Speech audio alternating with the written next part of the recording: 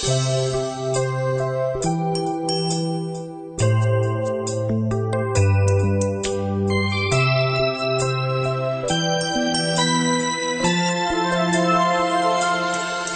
พเจ้าได้สดับ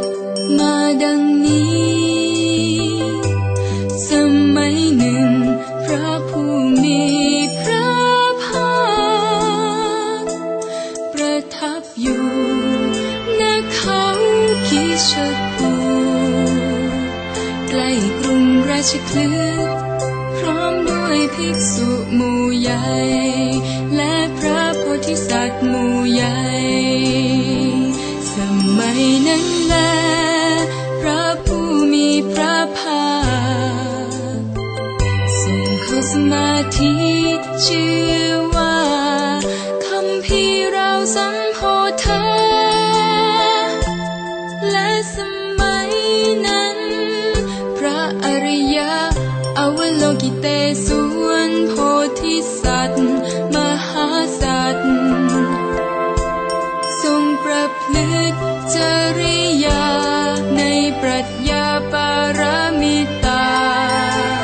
อันลึกซึ้งพิจารณาอยู่อย่างนี้คือพิจารณาขันธ์ห้าและความสูญโดยสภาพ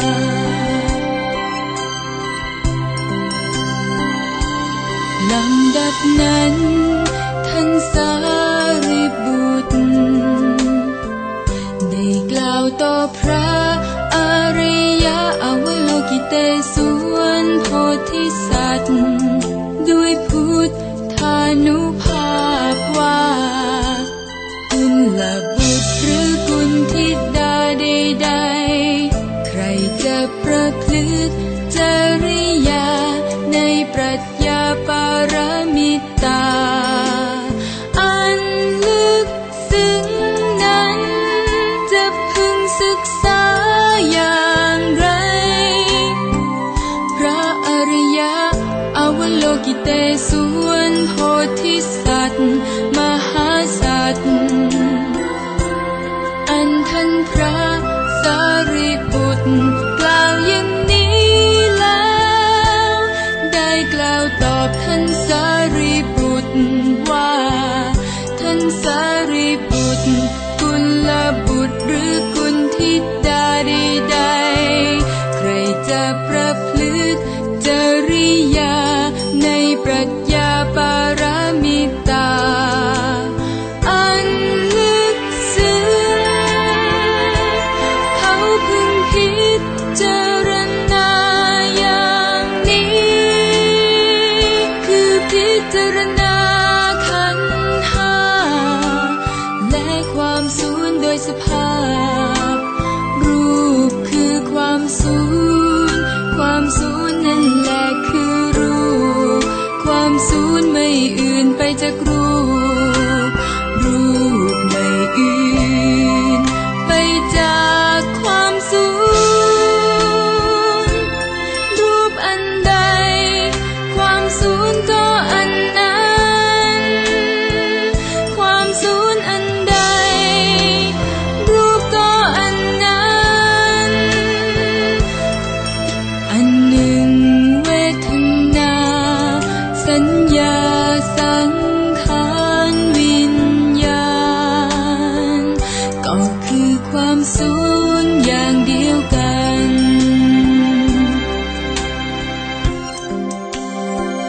ท่านสารีบุตรทำทั้งปวงมีความสูญเป็นลักษณะไม่เกิดไม่ดับ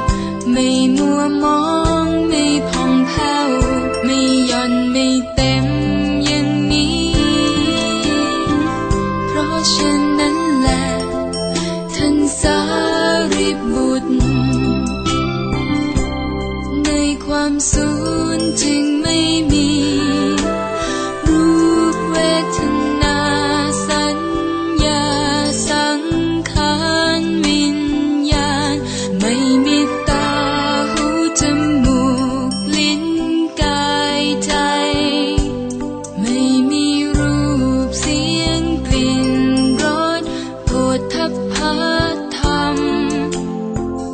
ไม่มีจักสุธาตุจนถึงมโนธาตุ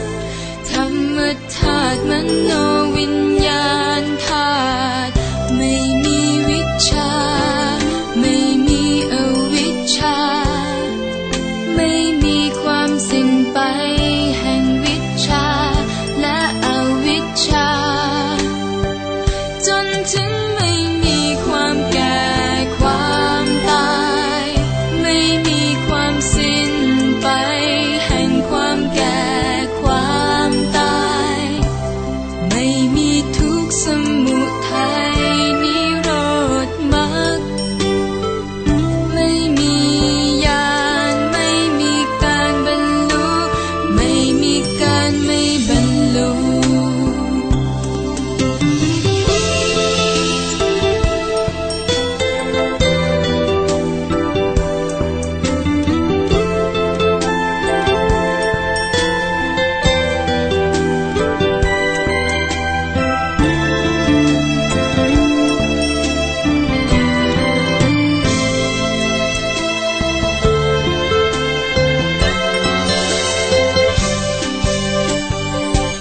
สารีบุตรเพราะฉะนั้นผู้ดำเนินตามปรัชญาปรมิตาของพระโพธิสัตว์ทั้งหลายแล้วแต่ยังมีกิเลสหุ้มห่อจิตอยู่ก็เพราะมิได้บรรลุผู้นั้นจะไม่สะดุ้งกลัวก้าวล่วงความขัดข้องสำเร็จพระนิพพานได้ก็เพราะความไม่มีกิเลสห่อหุ้มจิตพระพุทธเจ้าทั้งปวงผู้ตั้งอยู่ในการทั้งสามทรงดำเนินตามปรัชญาปรมิตาได้ตรัสรู้อนุตตรสัมมาสัมโพธิญาณเพราะฉะนั้นจึงควรทราบมหามนต์ในปรัชญาปรมิตาอันเป็นมหาวิทยามนต์อนุตตรมนต์อาสมสมมนต์สัพพทุกข์ประสมณมนต์นี้เป็นสัจจะเพราะไม่ผิดพลาดมนต์ที่ท่านกล่าวไว้ในปรัชญาปรมิตาคือดูก่อนความรู้ไปสู่ฝั่งไปให้ถึงฝั่งสวรรค์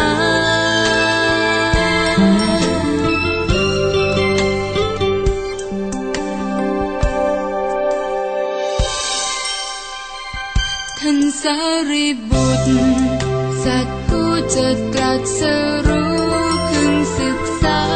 จริยาในปรัชญาปรมิตาอย่างนี้ลำดับนั้นแล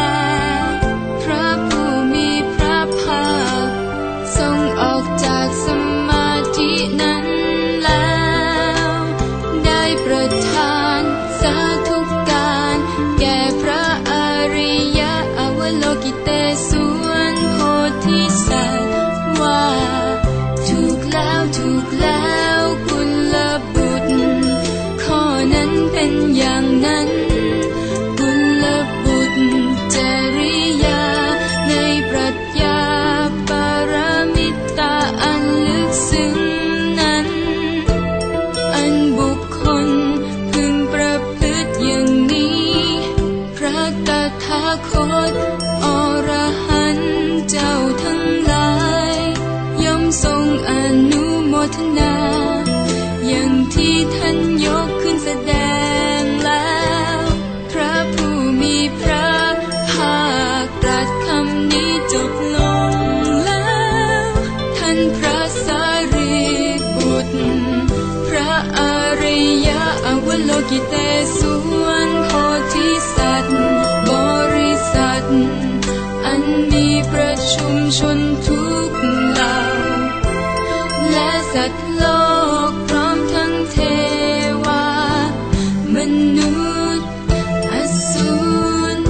นท่านก็มีใจเบิกบานชื่นชมภาสิทธิ์ของพระผู้มีพระภาคด้วยประการชนนี้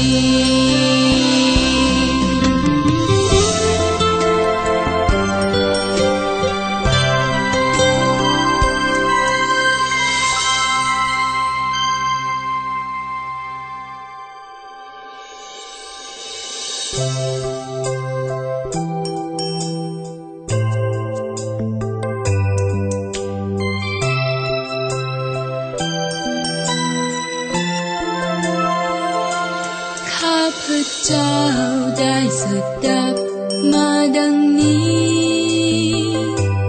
สมัยหนึ่งพระผู้มีพระภาคประทับอยู่ณเขาคิชกูใกล้กรุงราชคฤห์พร้อมด้วยภิกษุหมู่ใหญ่และพระโพธิสัตว์หมู่ใหญ่สมัยนั้นแลพระผู้มีพระภาคทรงเข้าสมาธิชื่อว่าคัมภีร์เราสัมโพธาและสมัยนั้นพระอริยะอวโลกิเตศวรโพธิสัตว์มหาสัตว์ทรงประพฤติจริยาในปรัชญาปารมิตาอันลึกซึ้งพิจารณาอยู่อย่างนี้คือพิจารณาขันธ์ห้าและความสูญโดยสภาพ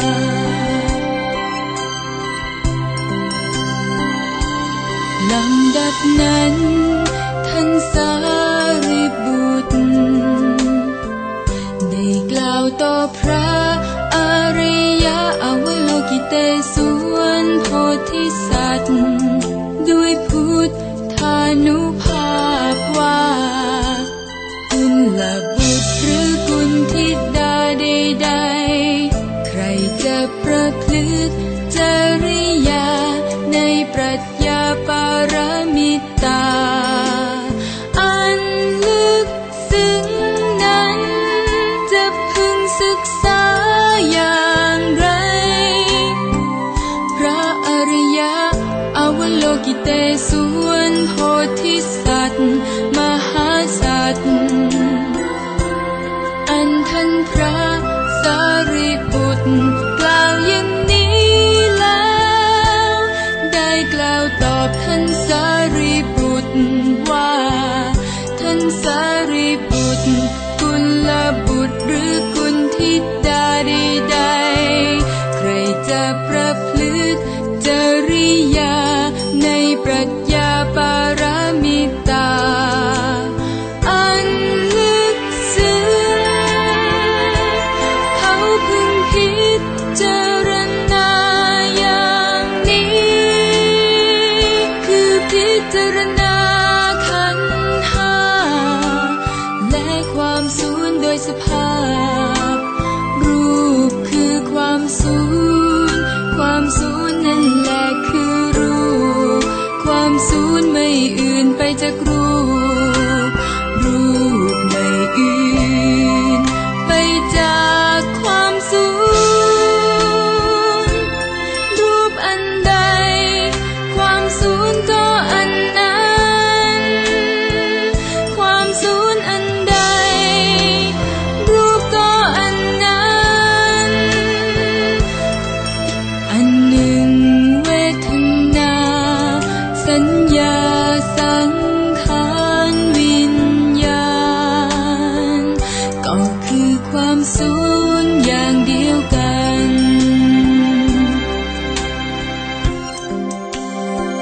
ท่านสารีบุตรทำทั้งปวงมีความสูญเป็นลักษณะ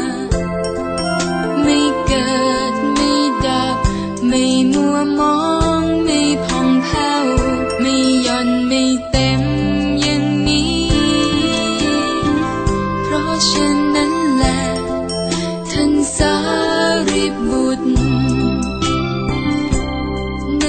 ความสู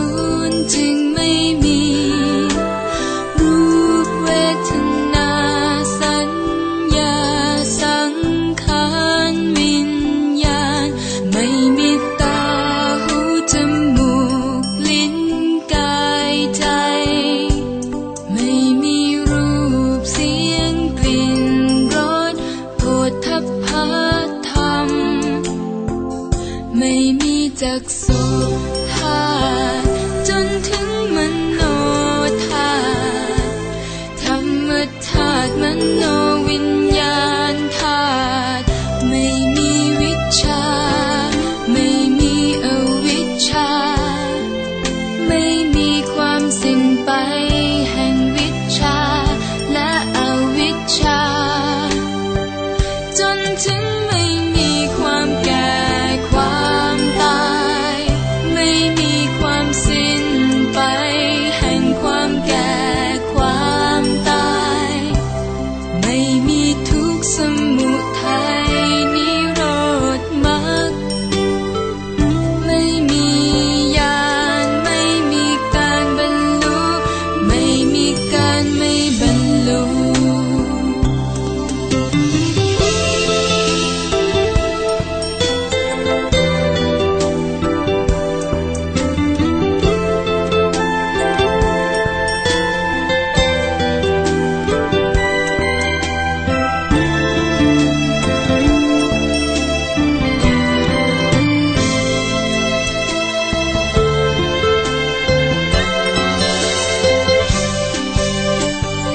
ท่านสารีบุตร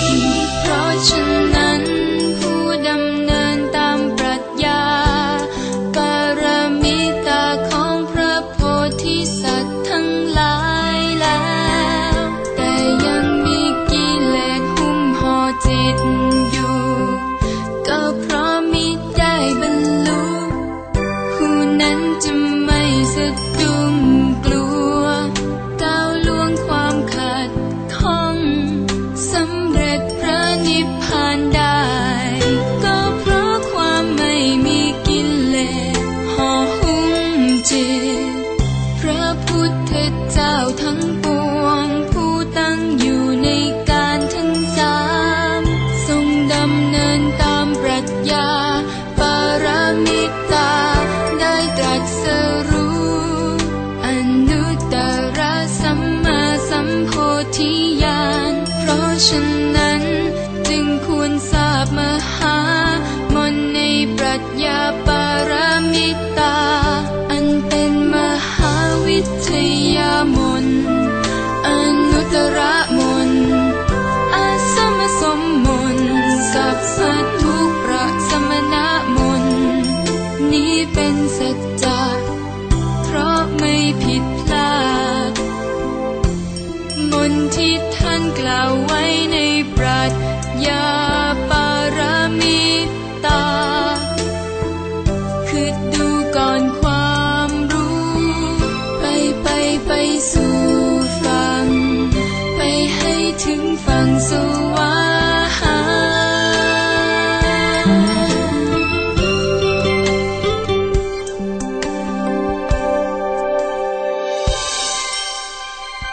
ท่านสารีบุตรสัตว์ผู้จะตรัสรู้พึงศึกษาจริยาใน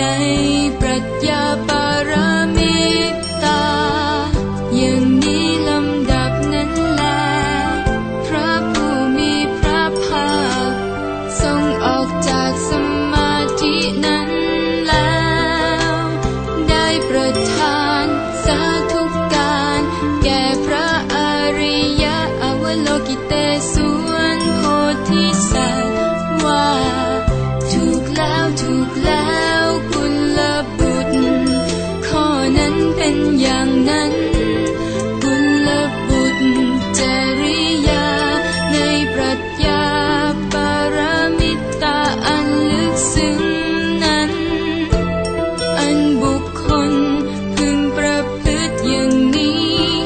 พระตถาคตอรหันต์เจ้าทั้งหลายย่อมทรงอนุโมทนาอย่างที่ท่านยกขึ้น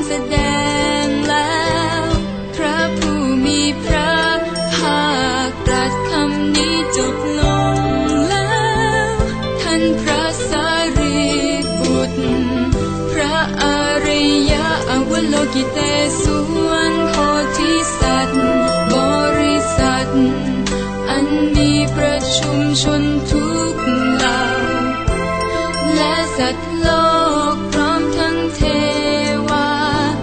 มนุษย์อสูรคนทันก็มีใจเบิกบานชื่นชมภาสิทธิ์ของพระผู้มีพระภาคด้วยประการชนนี้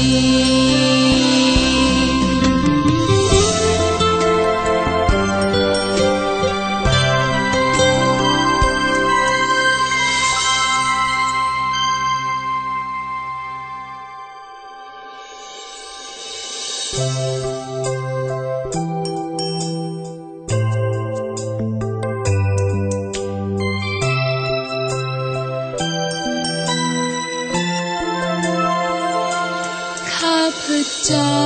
ได้สดับมาดังนี้สมัยหนึ่งพระผู้มีพระภาคประทับอยู่ณเขาคิชกูใกล้กรุงราชคฤห์พร้อมด้วยภิกษุหมู่ใหญ่และพระโพธิสัตว์หมู่ใหญ่สมัยนั้นแลพระผู้มีพระภาคทรงเข้าสมาธิชื่อว่าคัมภีร์เราสัมโพธาและสมัยนั้นพระอริยะอวโลกิเตศวรโพธิสัตว์มหาสัตว์ทรงประพฤติจริยาในปรัชญาปารามิตาอันลึกซึ้งพิจารณาอยู่อย่างนี้คือพิจารณาขันธ์ห้าและความสูญโดยสภาพ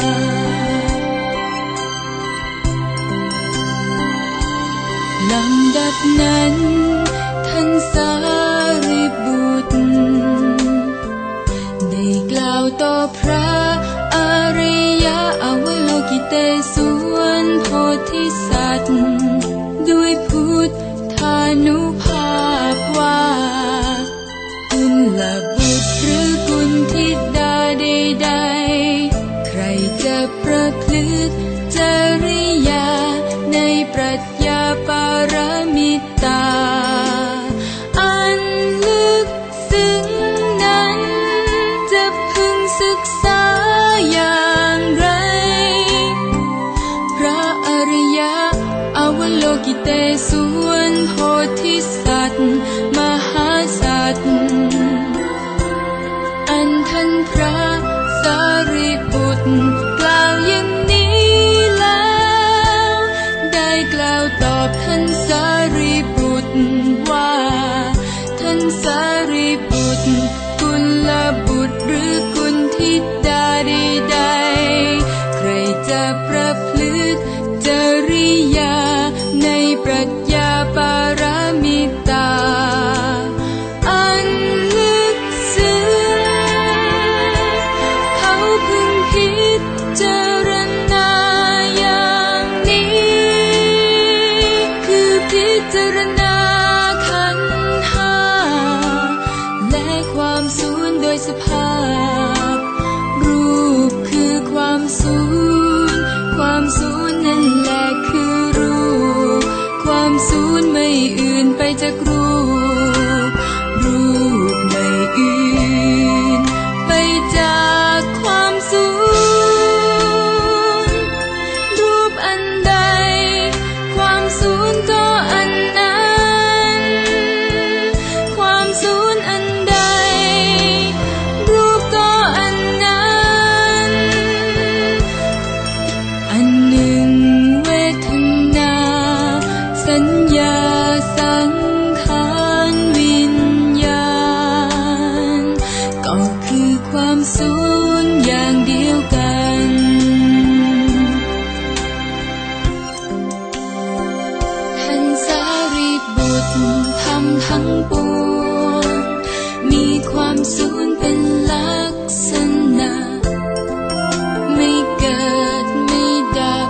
ไม่มัวมองไม่ผ่องแผ้วไม่หย่อนไม่เต็มอย่างนี้เพราะฉะนั้นแหละท่านสารีบุตรในความสูญจึงไม่มีรูปเวทนาสัญญาสังขารวิญญาณไม่มีตาหูจมูกลิ้นกายใจไม่มีรูปเสียงกลิ่นรสโผฏฐัพพะธรรมไม่มีจักษุธาตุจนถึงมโนธาตุธรรมธาตุมโนวิญญาณธาตุไม่มีวิชชาไม่มีอวิชชาไม่มีความสิ้นไปแห่งวิชชาและอวิชชาจนถึงไม่มีความแก่ความตายไม่มีความสิ้นไปแห่งความแก่ความตายไม่มีทุกข์สมุทัยนิโรธมรรคไม่มีญาณไม่มีการบรรลุไม่มีการไม่บรรลุ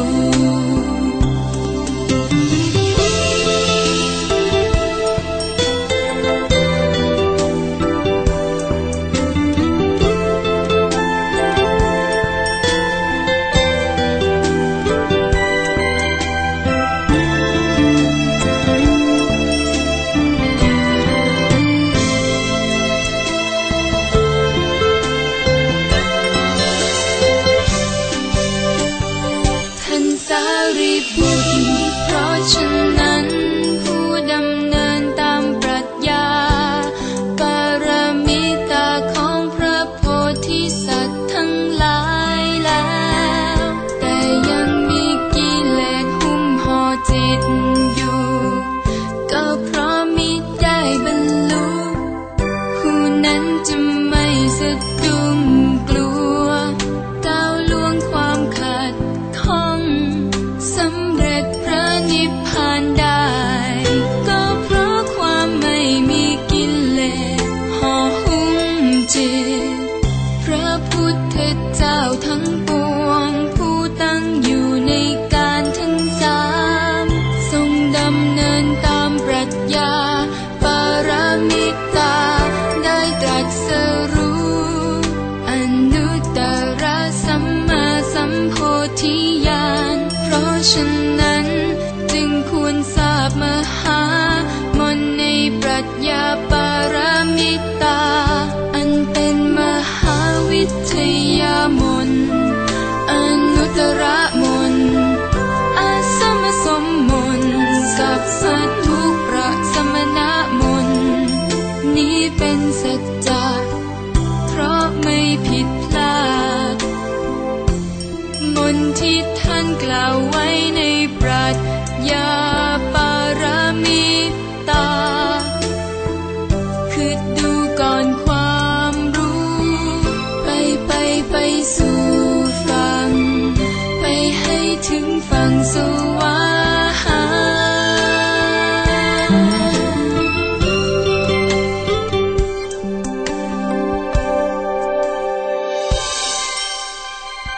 ท่านสารีบุตรสัตว์ผู้จะตรัสรู้พึงศึกษาจริยาในปรัชญาปรมิตาอย่างนี้ลำดับนั้นแลพระผู้มีพระภาคทรงออกจากสมาธินั้นแล้วได้ประทานสาธุการแก่พระอริยอวโลกิเตศวรโพธิสัตว์ว่าถูกแล้วกุลบุตร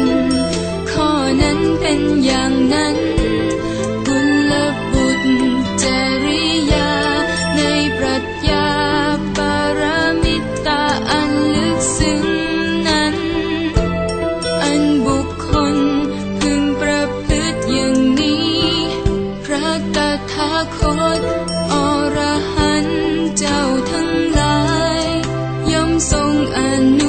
ทนาอย่างที่ท่านยกขึ้นแสดงแล้วพระผู้มีพระภาคตรัสคำนี้จบลงแล้วท่านพระสารีบุตรพระอริยะอวโลกิเตศวรโพธิสัตว์บริษัทอันมีประชุมชนทุกเหล่าและสัตว์โลกพร้อมทั้งเทวามนุษย์อสูรคนท่านก็มีใจเบิกบานชื่นชมภาสิทธิ์ของพระผู้มีพระภาคด้วยประการชนนี้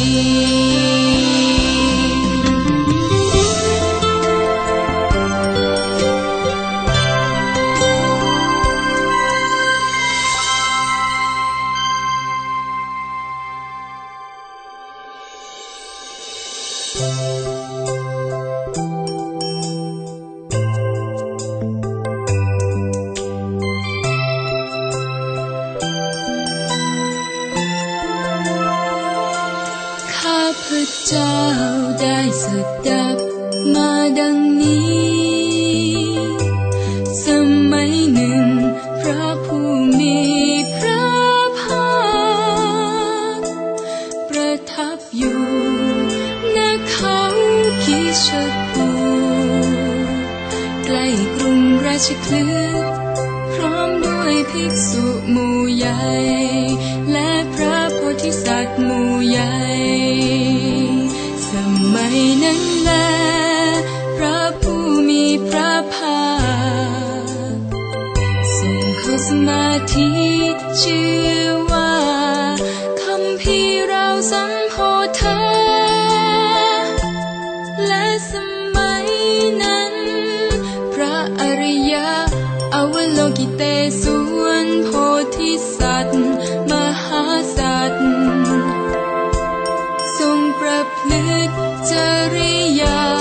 ในปรัชญาปารามิตาอันลึกซึ้งพิจารณา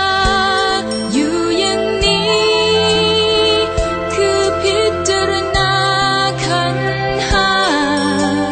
และความสูญโดยสภาพ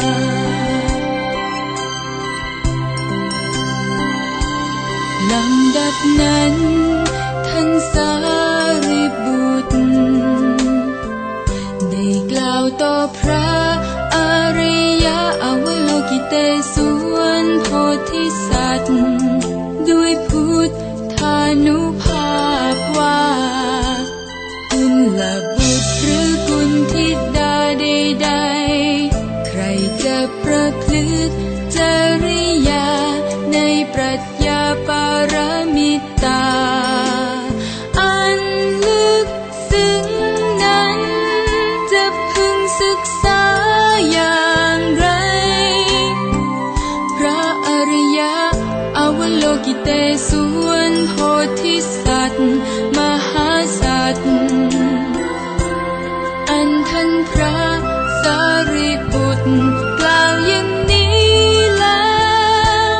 ได้กล่าวตอบท่านสารีบุตรว่าท่านสารีบุตรกุลบุตรหรือกุลธิดาใดๆใครจะประพฤติจริยาในปรัชญาปารามิตาอันลึกซึ้งเขาพึงพิจารณาอย่างนี้คือพิจารณาขันธ์ห้าและความสูญโดยสภา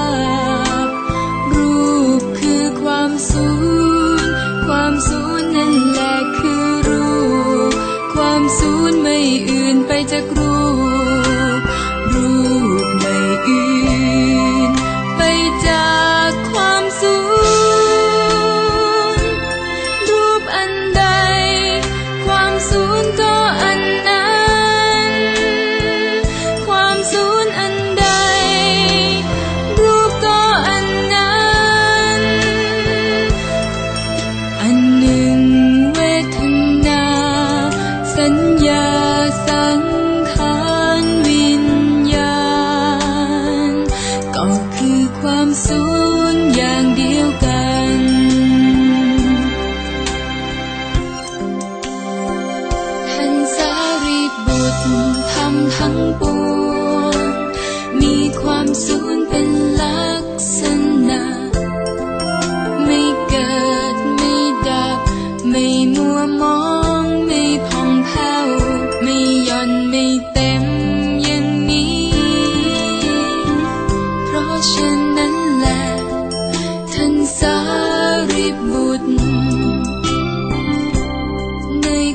สู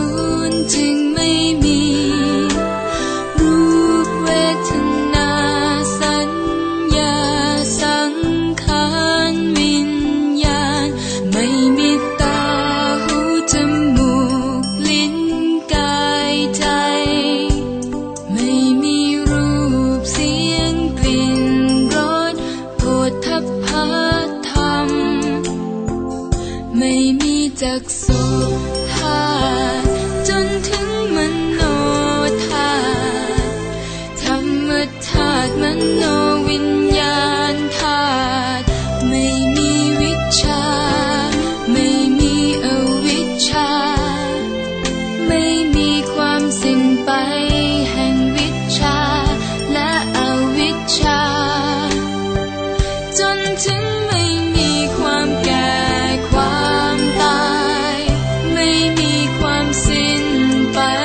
แห่งความแก่ความตาย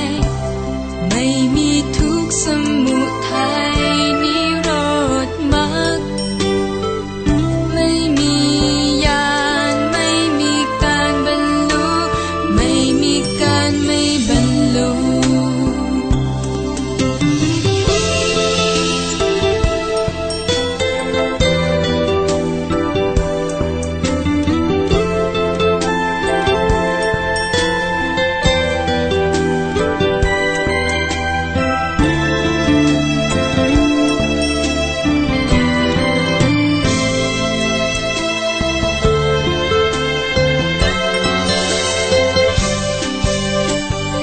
ท่านสารีบุตรเพราะฉะนั้นผู้ดำเนินตามปรัชญาปรมิตาของพระโพธิสัตว์ทั้งหลายแล้วแต่ยังมีกิเลสหุ้มห่อจิตอยู่ก็เพราะมิได้บรรลุผู้นั้นจะไม่สะดุ้งกลัวก้าวล่วงความขัดข้องสำเร็จพระนิพพานได้ก็เพราะความไม่มีกิเลสห่อหุ้มจิตพระพุทธเจ้าทั้งปวงผู้ตั้งอยู่ในการทั้งสามทรงดำเนินตามปรัชญาปรมิตาได้ตรัสรู้อนุตตรสัมมาสัมโพธิญาณเพราะฉะนั้นจึงควรทราบมหามนต์ในปรัชญาปรมิตาอันเป็นมหาวิทยามนต์อนุตตรมนต์อาสมสมมนต์สัพพทุกข์ประสมณมนต์นี้เป็นสัจจะเพราะไม่ผิดพลาดมนต์ที่ท่านกล่าวไว้ในปรัชญาปรมิตาคือดูก่อนความรู้ไปสู่ฝั่งไปให้ถึงฝั่งสวรรค์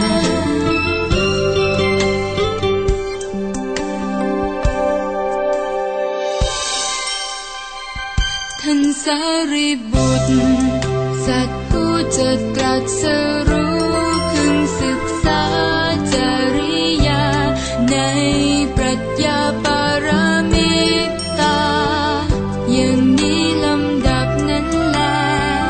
พระผู้มีพระภาคทรงออกจากสมาธินั้นแล้วได้ประทานสาธุการแก่พระอริยอวโลกิเตศวรโพธิสัตว์ว่าถูกแล้วกุลบุตรข้อนั้นเป็นอย่างนั้นกุลบุตรจริยาในปรัชญาปรมิตาอันลึกซึ้งนั้นอันบุคคลพึงประพฤติอย่างนี้พระตถาคตอรหันต์เจ้าทั้งหลายย่อมทรงอนุโมทนาอย่างที่ท่านยกขึ้นแส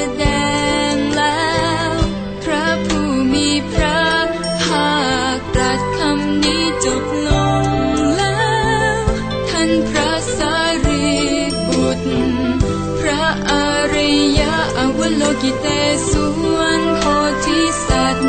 บริษัทอันมีประชุมชนทุกเหล่าและสัตว์โลกพร้อมทั้งเทวามนุษย์อสูรคนทันก็มีใจเบิกบานชื่นชมภาสิทธิ์ของพระผู้มีพระภาคด้วยประการชนนี้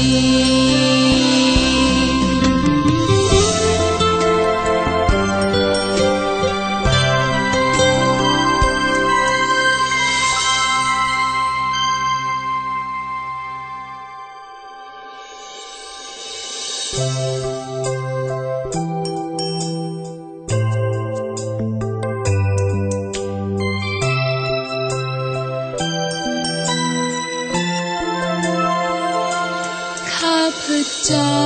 ได้สดับมาดังนี้สมัยหนึ่งพระผู้มีพระภาคประทับอยู่ณเขาคิชกูใกล้กรุงราชคฤห์พร้อมด้วยภิกษุหมู่ใหญ่และพระโพธิสัตว์หมู่ใหญ่สมัยนั้นแลพระผู้มีพระภาคทรงเข้าสมาธิชื่อว่าคัมภีร์เราสัมโพธาและสมัยนั้นพระอริยะ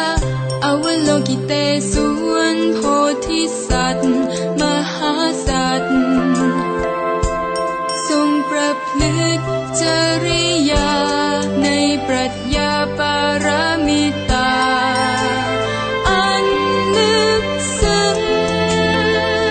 พิจารณาอยู่อย่างนี้คือพิจารณาขันธ์ห้าและความสูญโดยสภาพ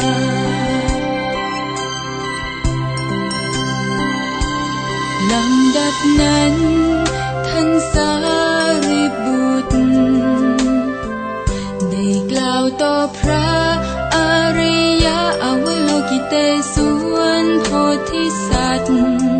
ด้วยพุทธานุภาพว่า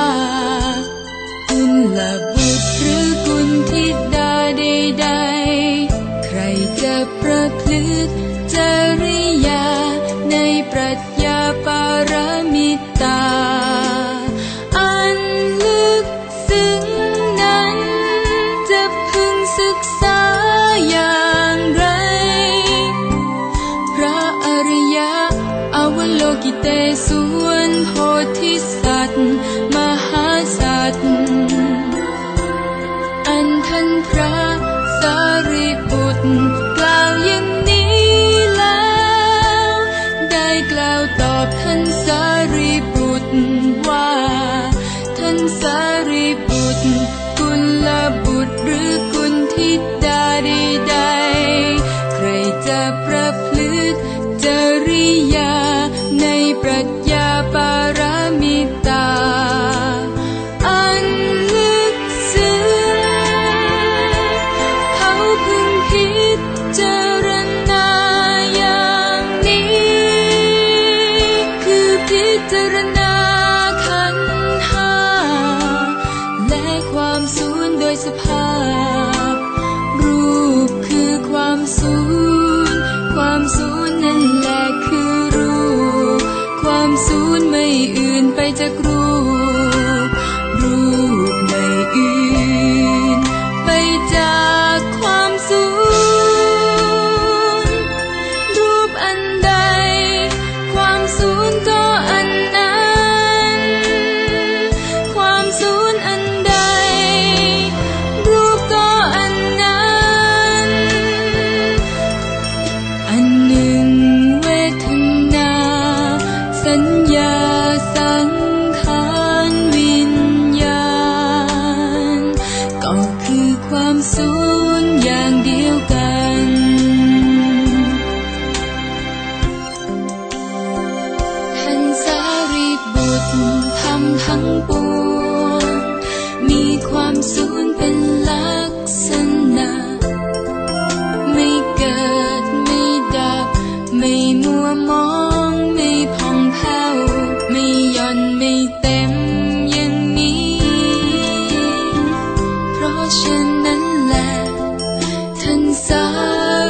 บุตรในความสูญจึงไม่มีรูปเวทนาสัญญาสังขารวิญญาณไม่มีตาหูจมูกลิ้นกายใจไม่มีรูปเสียงกลิ่นรสโผฏฐัพพะธรรมไม่มีจักษุธาตุจนถึงมโนธาตุธรรมธาตุมโนวิญญาณธาตุไม่มีวิชชาไม่มีอวิชชาไม่มีความสิ้นไปแห่งวิชชาและอวิชชาจนถึงไม่มีความแก่ความตายไม่มีความสิ้นไปแห่งความแก่ความตายไม่มีทุกข์สมุทัยนิโรธมรรคไม่มีญาณไม่มีการบรรลุไม่มีการไม่บรรลุ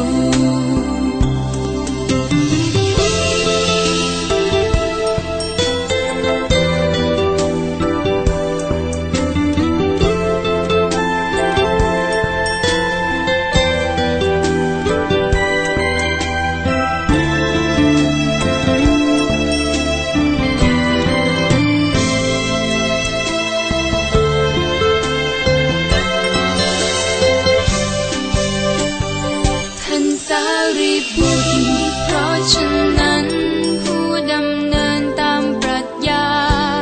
ปรมิตาของพระโพธิสัตว์ทั้งหลายแล้วแต่ยังมีกิเลสหุ้มห่อจิตอยู่ก็เพราะมิได้บรรลุผู้นั้นจะไม่สะดุ้งกลัวก้าวล่วงความขัดข้องสำเร็จพระนิพพานได้ก็เพราะความไม่มีกิเลสห่อหุ้มจิตพระพุทธเจ้าทั้งปวงผู้ตั้งอยู่ในการทั้งสามทรงดำเนินตามปรัชญาปรมิตาได้ตรัสรู้อนุตตรสัมมาสัมโพธิญาณเพราะฉะนั้นจึงควรทราบมหามนต์ในปรัชญาปรมิตาอันเป็นมหาวิทยามนต์อนุตตรมนต์อาสมสมมนต์สัพพทุกข์ประสมณมนต์นี้เป็นสัจจะเพราะไม่ผิดพลาดมนต์ที่ท่านกล่าวไว้ในปรัชญาปรมิตาคือดูก่อนความรู้ไปสู่ฝั่งไปให้ถึงฝั่งสวรรค์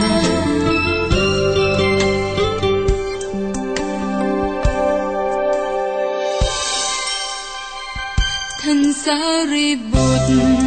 สัตว์ผู้จะตรัสรู้พึงศึกษาจริยาในปรัชญาปรมิตาอย่างนี้ลำดับนั้นแลพระผู้มีพระภาคทรงออกจากสมาธินั้นแล้วได้ประทานสาธุการแก่พระอริยอวโลกิเตศวรโพธิสัตว์ว่าถูกแล้วกุลบุตรข้อนั้นเป็นอย่างนั้นกุลบุตรจริยา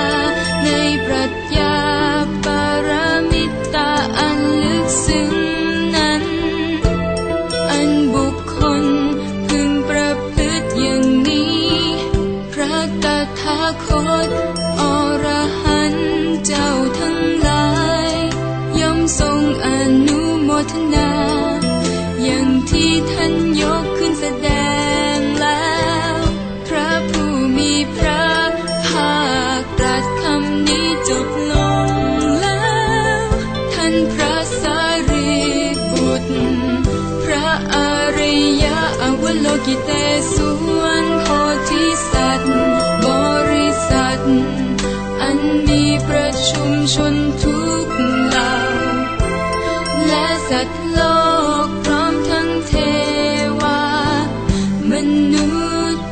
อสูร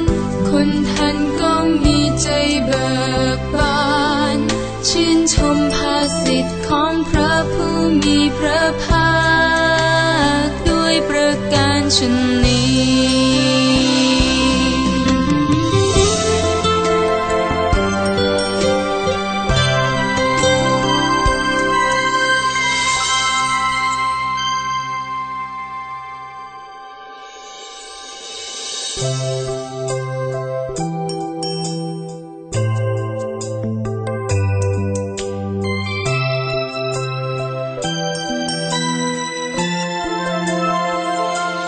ข้าพเจ้าได้สดับมาดังนี้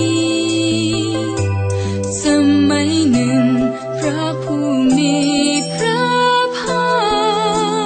คประทับอยู่ณเขาคิชกูใกล้กรุงราชคฤห์พร้อมด้วยภิกษุหมู่ใหญ่และพระโพธิสัตว์หมู่ใหญ่สมัยนั้นแลพระผู้มีพระภาคทรงเข้าสมาธิชื่อว่าคัมภีร์เราสัมโพธาและสมัยนั้นพระอริยะอวโลกิเตศวรโพธิสัตว์มหาสัตว์ทรงประพฤติจริยาในปรัชญาปารมิตาอันลึกซึ้งพิจารณาอยู่อย่างนี้คือพิจารณาขันธ์ห้าและความสูญโดยสภาพ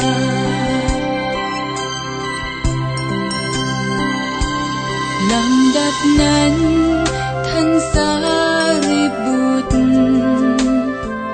ได้กล่าวต่อพระอริยะอวโลกิเตศวรโพธิสัตว์ด้วยพุทธานุภาพว่ากุลบุตรหรือกุลธิดาใดๆใครจะประพฤติจริยาในปรัชญาปารมิตาอันลึกซึ้งนั้นจะพึงศึกษาอย่างไรพระอริยะอวโลกิเตศวรโพธิสัตว์มหาสัตว์อันท่านพระสารีบุตรกล่าวอย่างนี้แล้วได้กล่าวตอบท่านสารีบุตรว่าท่านสารีบุตรกุลบุตรหรือกุลธิดาใดๆใครจะประพฤติจริยาในปรัชญาปารมิตาอันลึกซึ้งเขาพึงพิจารณาอย่างนี้คือพิจารณาขันธ์ห้าและความสูญโดยสภาพรูปคือความสูญความสูญนั่นแหละคือรูปความสูญไม่อื่นไปจากรูปรูปไม่อื่นไปจากความสูญรูปอันใด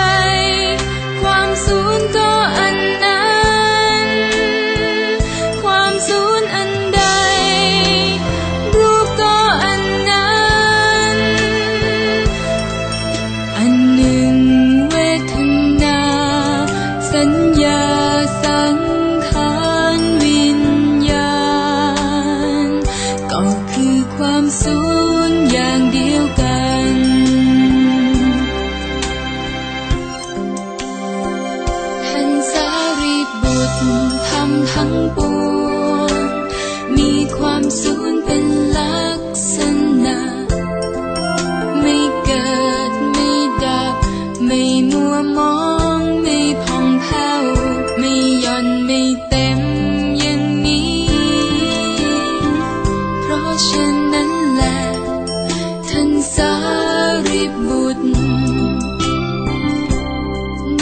ความสู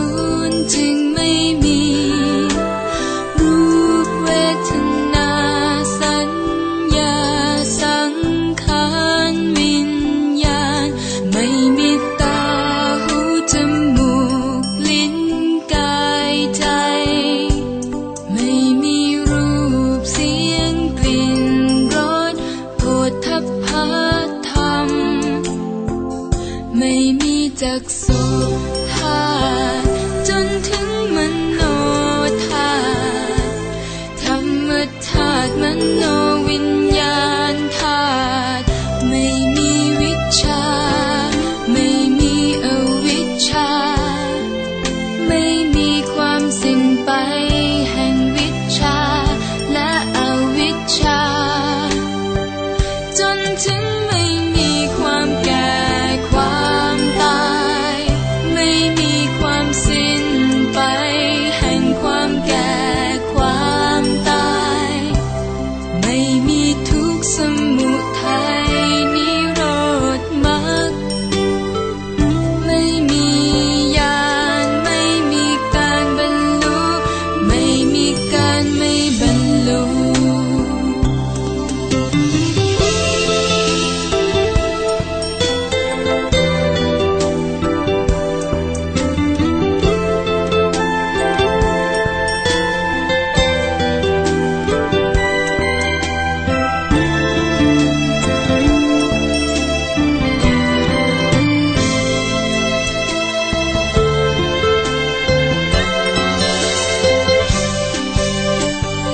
ท่านสารีบุตรเพราะฉะนั้น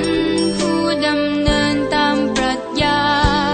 ปรมิตาของพระโพธิสัตว์ทั้งหลายแล้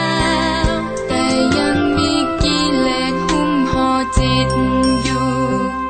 ก็เพราะมิได้บรรลุผู้นั้นจะไม่สะดุ้งกลัวก้าวล่วงความขัดข้องสำเร็จพระนิพพานได้ก็เพราะความไม่มีกิเลสห่อหุ้มจิตพระพุทธเจ้าทั้งปวงผู้ตั้งอยู่ในการทั้งสามทรงดำเนินตามปรัชญาปรมิตาได้ตรัสรู้อนุตตรสัมมาสัมโพธิญาณเพราะฉะนั้นจึงควรทราบมหามนต์ในปรัชญาปรมิตาอันเป็นมหาวิทยามนต์อนุตตรมนต์อาสมสมมนต์สัพพทุกข์ประสมณมนต์นี้เป็นสัจจะเพราะไม่ผิดพลาดมนต์ที่ท่านกล่าวไว้ในปรัชญาปรมิตาคือดูก่อนความรู้ไปสู่ฝั่งไปให้ถึงฝั่งสวรรค์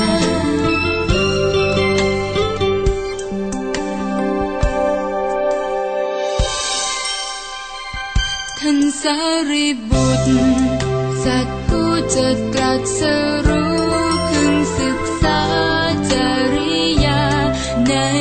ปรัชญาปรมิตาอย่างนี้ลำดับนั้นแลพระผู้มีพระภาคทรงออกจากสมาธินั้นแล้ว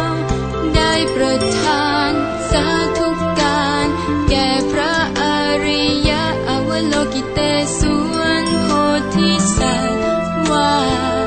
ถูกแล้วกุลบุตร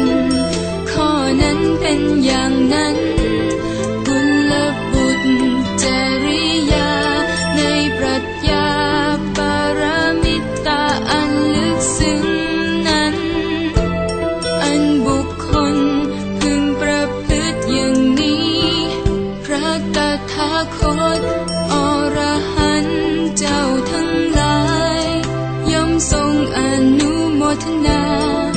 อย่างที่ท่านยกขึ้น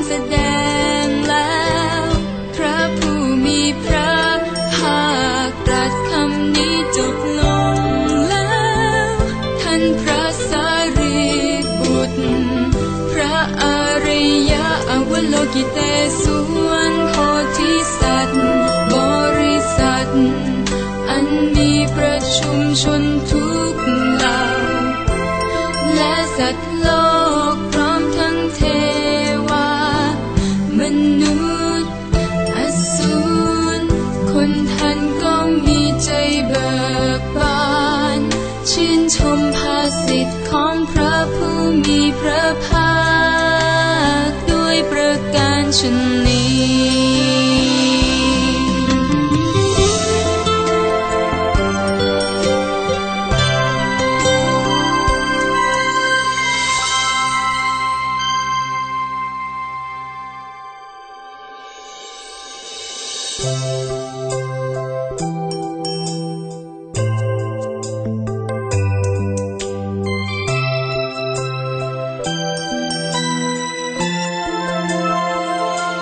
ข้าพเจ้าได้สดับมาดังนี้สมัยหนึ่งพระผู้มีพระภาคประทับอยู่ณเขาคิชกูใกล้กรุงราชคฤห์พร้อมด้วยภิกษุหมู่ใหญ่และพระโพธิสัตว์หมู่ใหญ่สมัยนั้นแลพระผู้มีพระภาคทรงเข้าสมาธิชื่อว่าคัมภีร์เราสัมโพธาและสมัยนั้นพระอริยะอวโลกิเตศวรโพธิสัตว์มหาสัตว์ทรงประพฤติจริยาในปรัชญาปารามิตาอันลึกซึ้งพิจารณาอยู่อย่างนี้คือพิจารณาขันธ์ห้าและความสูญโดยสภาพ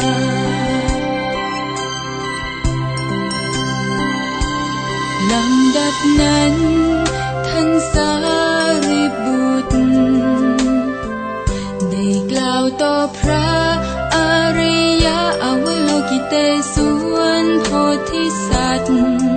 ด้วยพุทธานุภาพว่ากุลบุตรหรือกุลธิดาใดๆใครจะประพฤติจริยาในปรัชญาปารามิตาอันลึกซึ้งนั้นจะพึงศึกษาอย่างไร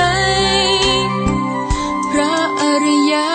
อวโลกิเตศวรโพธิสัตว์มหาสัตว์อันท่านพระสารีบุตรกล่าวอย่างนี้แล้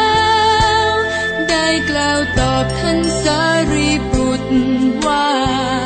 ท่านสารีบุตรกุลบุตรหรือกุลธิดาใดๆใครจะประพฤติจริยาในปรัชญาปารามิตาอันลึกซึ้งเขาพึงพิจารณาอย่างนี้คือพิจารณาขันธ์ห้าและความสูญโดยสภาพรูปคือความสูญความสูญนั่นแหละคือรูปความสูญไม่อื่นไปจากรูปรูปไม่อื่นไปจากความสูญรูปอันใดความสูญก็อันนั้นความสูญอันใดรูปก็อันนั้นอันหนึ่ง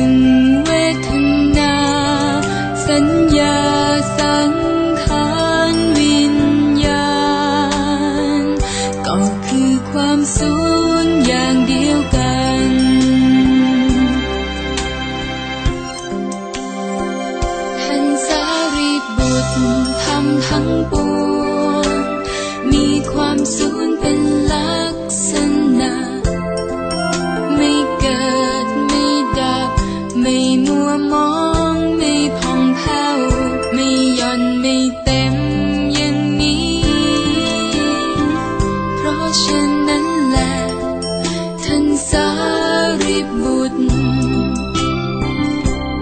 ในความสูญจึงไม่มี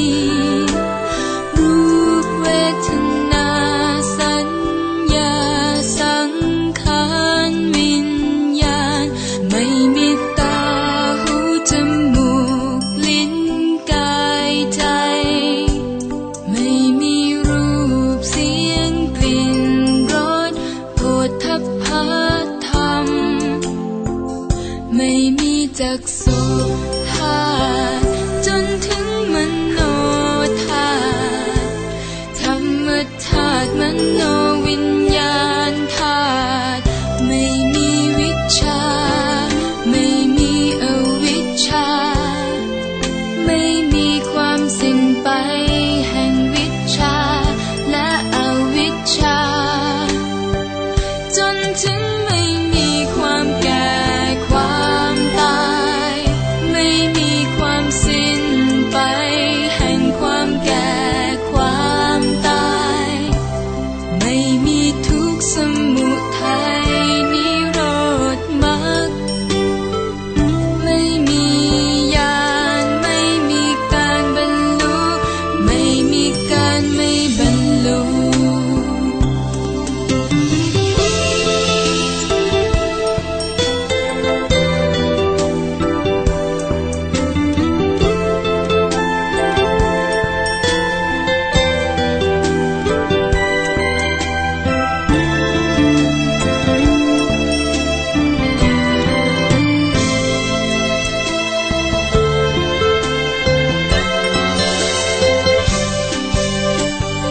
ท่านสารีบุตรเพราะฉะนั้นผู้ดำเนินตามปรัชญาปรมิตาของพระโพธิสัตว์ทั้งหลายแล้วแต่ยังมีกิเลสหุ้มห่อจิตอยู่ก็เพราะมิได้บรรลุผู้นั้นจะไม่สะดุ้งกลัวก้าวล่วงความขัดข้องสำเร็จพระนิพพานได้ก็เพราะความไม่มีกิเลสห่อหุ้มจิตพระพุทธเจ้าทั้งปวงผู้ตั้งอยู่ในการทั้งสามทรงดำเนินตามปรัชญาปรมิตาได้ตรัสรู้อนุตตรสัมมาสัมโพธิญาณเพราะฉะนั้นจึงควรทราบมหามนต์ในปรัชญาปรมิตาอันเป็นมหาวิทยามนต์อนุตตรมนต์อาสมสมมนต์สัพพทุกข์ประสมณมนต์นี้เป็นสัจจะเพราะไม่ผิดพลาดมนต์ที่ท่านกล่าวไว้ในปรัชญาปรมิตาคือดูก่อนความรู้ไปสู่ฝั่งไปให้ถึงฝั่งสวรรค์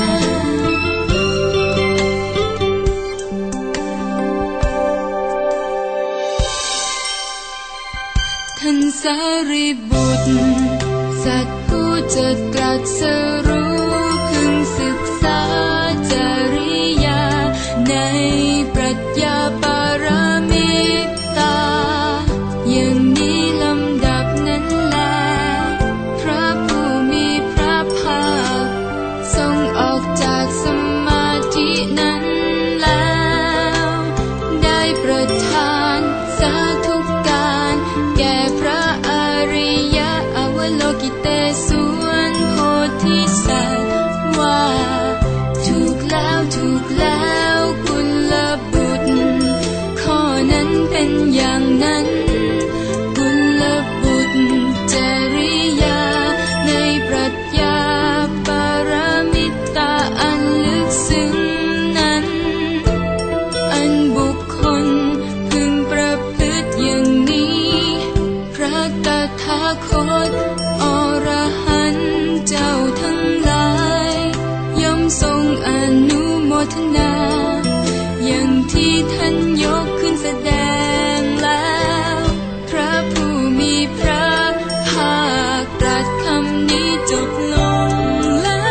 วท่านพระสารีบุตรพระอริยอวโลกิเตศวรโพธิสัตว์บริษัทอันมีประชุมชนทุกเหล่าและสัตว์โลกพร้อมทั้งเทวามนุษย์อสูรคนท่านก็มีใจเบิกบานชื่นชมภาสิทธิ์ของพระผู้มีพระภาคด้วยประการชนนี้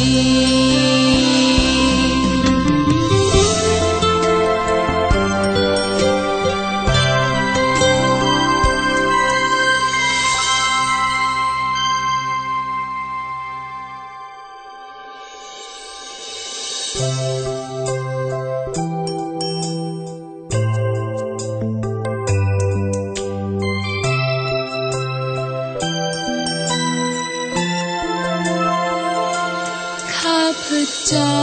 ได้สดับมาดังนี้สมัยหนึ่งพระผู้มีพระภาคประทับอยู่ณเขาคิชกูใกล้กรุงราชคฤห์พร้อมด้วยภิกษุหมู่ใหญ่และพระโพธิสัตว์หมู่ใหญ่สมัยนั้นแลพระผู้มีพระภาคทรงเข้าสมาธิชื่อว่าคัมภีร์เราสัมโพธาและสมัยนั้นพระอริยอวโลกิเตศวรโพธิสัตว์มหาสัตว์ทรงประพฤติจริยาในปรัชญาปารมิตาอันลึกซึ้งพิจารณาอยู่อย่างนี้คือพิจารณาขันธ์ห้าและความสูญโดยสภาพ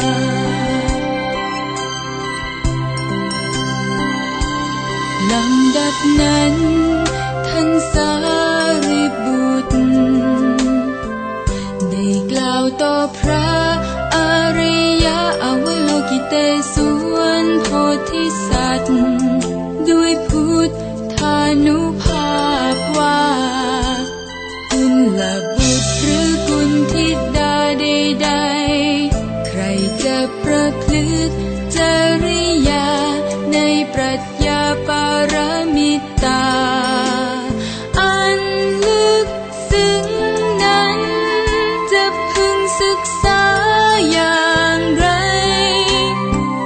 พระอริยอวโลกิเตศวรโพธิสัตว์มหาสัตว์อันท่านพระสารีบุตรกล่าวอย่างนี้แล้วได้กล่าวตอบท่านสารีบุตรว่าท่านสารีบุตรกุลบุตรหรือกุลธิดาใดๆใครจะประพฤติจริยาในปรัชญาปารมิตาอันลึกซึ้งเขาพึงพิจารณาอย่างนี้คือพิ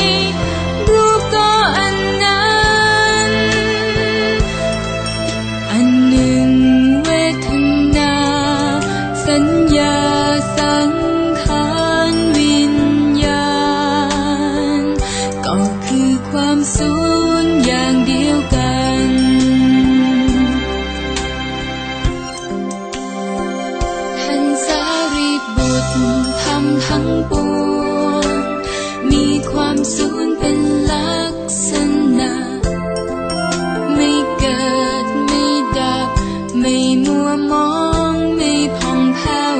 ไม่หย่อนไม่เต็มอย่างนี้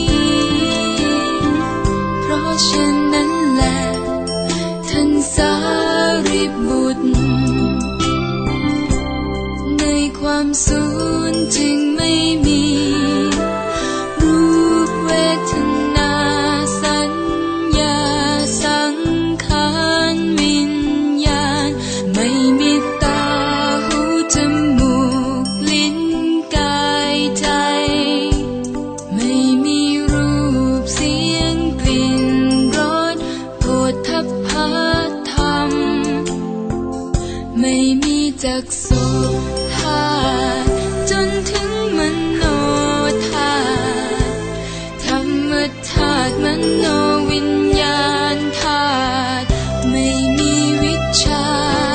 ไม่มีอวิชชาไม่มีความสิ้นไปแห่งวิชชา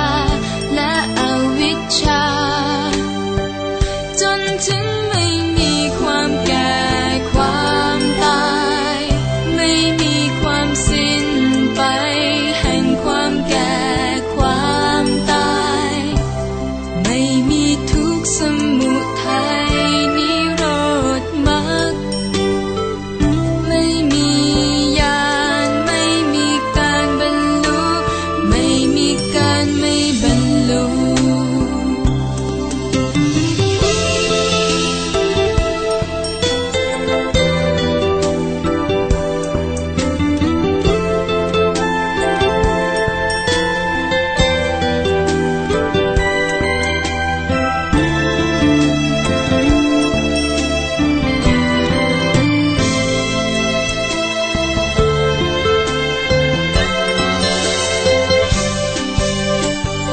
ท่านสารีบุตรเพราะฉะนั้นผู้ดำเนินตามปรัชญาปรมิตาของพระโพธิสัตว์ทั้งหลายแล้วแต่ยังมีกิเลสหุ้มห่อจิตอยู่ก็เพราะมิได้บรรลุผู้นั้นจะไม่สะดุ้งกลัวก้าวล่วงความขัดข้องสำเร็จพระนิพพานได้ก็เพราะความไม่มีกิเลสห่อหุ้มจิตพระพุทธเจ้าทั้งปวงผู้ตั้งอยู่ในการทั้งสามทรงดำเนินตามปรัชญาปรมิตาได้ตรัสรู้อนุตตรสัมมาสัมโพธิญาณเพราะฉะนั้นจึงควรทราบมหามนต์ในปรัชญาปรมิตาอันเป็นมหาวิทยามนต์อนุตตรมนต์อาสมสมมนต์สัพพทุกข์ประสมณมนต์นี้เป็นสัจจะเพราะไม่ผิดพลาดมนต์ที่ท่านกล่าวไว้ในปรัชญาปรมิตาคือดูก่อนความรู้ไปสู่ฝั่งไปให้ถึงฝั่งสวรรค์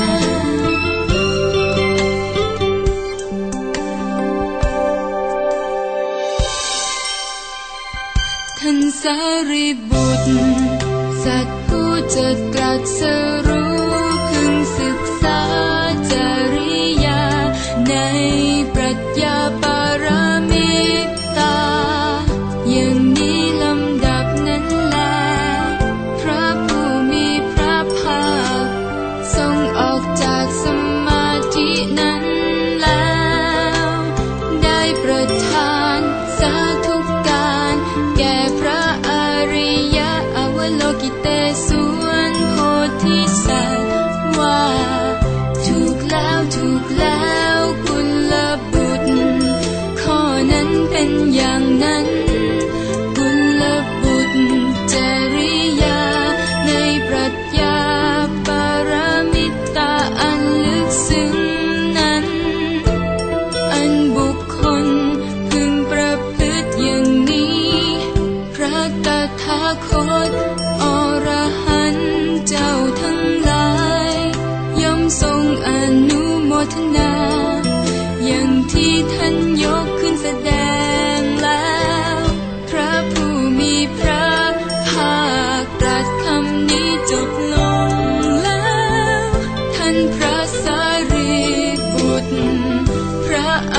ริยะอวโลกิเตศวนโพธิสัตว์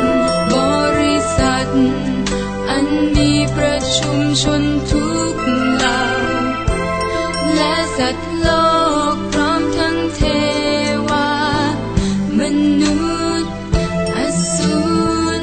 คนทันก็มีใจเบิกบานชื่นชมภาสิทธิ์ของพระผู้มีพระภาคด้วยประการชนนี้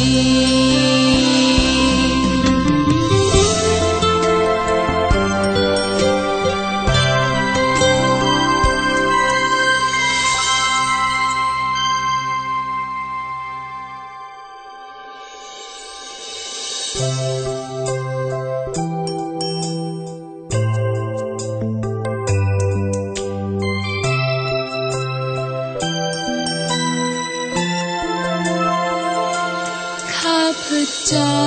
ได้สดับมาดังนี้สมัยหนึ่งพระผู้มีพระภาคประทับอยู่ณเขาคิชกูใกล้กรุงราชคฤห์พร้อมด้วยภิกษุหมู่ใหญ่และพระโพธิสัตว์หมู่ใหญ่สมัยนั้นแลพระผู้มีพระภาค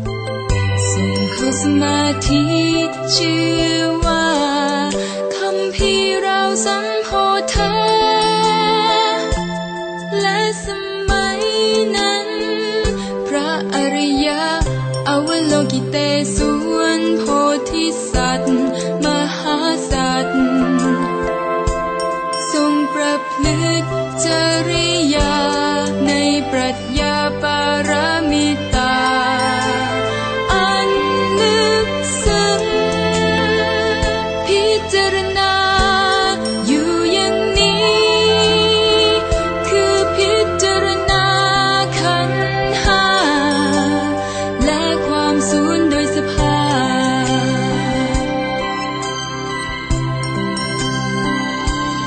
ลำดับนั้นท่านสารีบุตรได้กล่าวต่อพระอริยะอวโลกิเตศวนโพธิสัตว์ด้วยพุทธานุภาพว่ากุลบุตรหรือกุลธิดาใดๆใครจะประพฤติจริยาในปรัชญาปารมิตาอันลึกซึ้งนั้นจะพึงศึกษาอย่างไรพระอริยะอวโลกิเตศวนโพธิสัตว์มหาสัตว์อันท่านพระสารีบุตรกล่าวอย่างนี้แล้วได้กล่าวตอบท่านสารีบุตรว่าท่านสารีบุตรกุลบุตรหรือกุลธิดาใดๆใครจะประพฤติจริยาในปรัชญาปารมิตาอันลึกซึ้งเขาพึงพิจารณาอย่างนี้คือพิจารณาขันธ์ห้าและความสูญโดยสภาพรูปคือความสูญความสูญนั่นแหละคือรูปความสูญไม่อื่นไปจากรูปรูปไม่อื่นไปจากความสูญรูปอันใดความสูญก็อันนั้นความสูญอันใดรูปก็อันนั้นอันหนึ่งเวทนาสัญญาสังข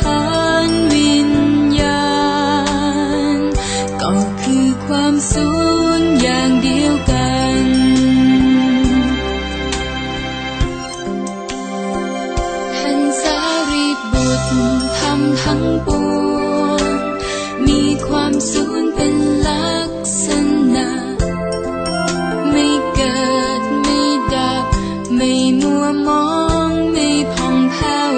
ไม่หย่อนไม่เต็มอย่างนี้เพราะฉะนั้นแหละท่านสารีบุตรในความสูญจึงไม่มีรูปเวทนาสัญญาสังขารวิญ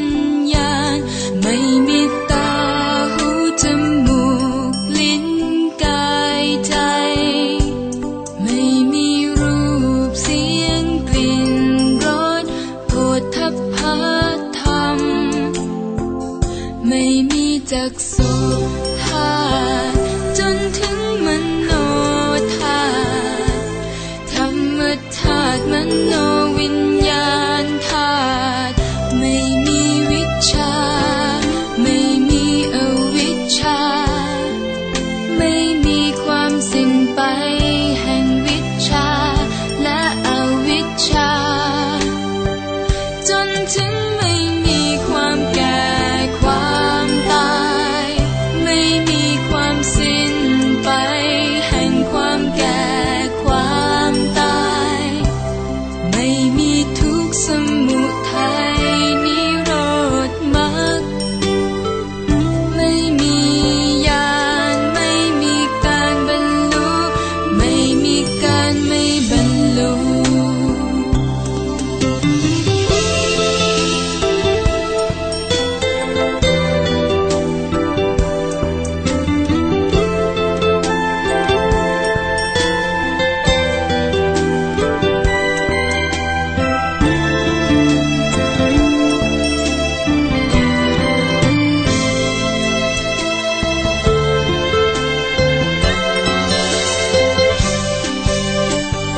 ท่านสารีบุตร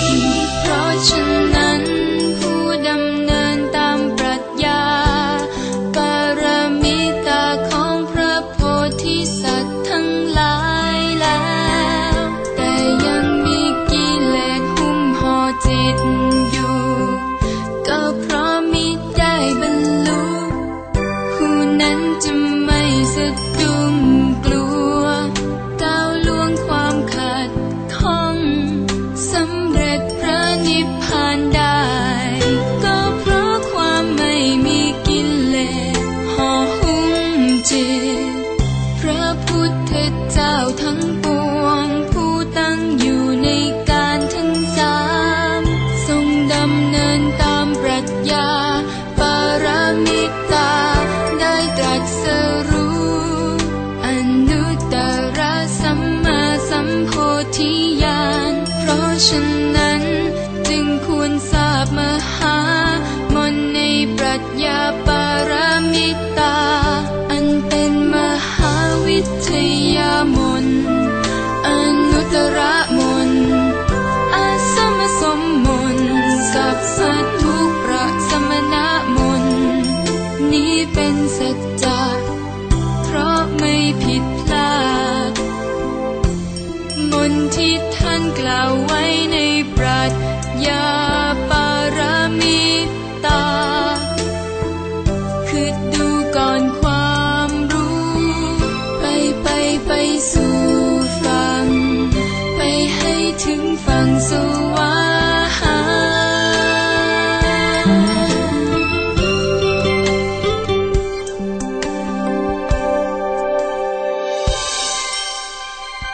ท่านสารีบุตรสัตว์ผู้จะตรัสรู้พึงศึกษาจริยาในปรัชญาปรมิตาอย่างนี้ลำดับนั้นแลพระผู้มีพระภาคทรงออกจากสมาธินั้นแล้วได้ประทานสาธุการแก่พระอริยะอวโลกิเตศวรโพธิสัตว์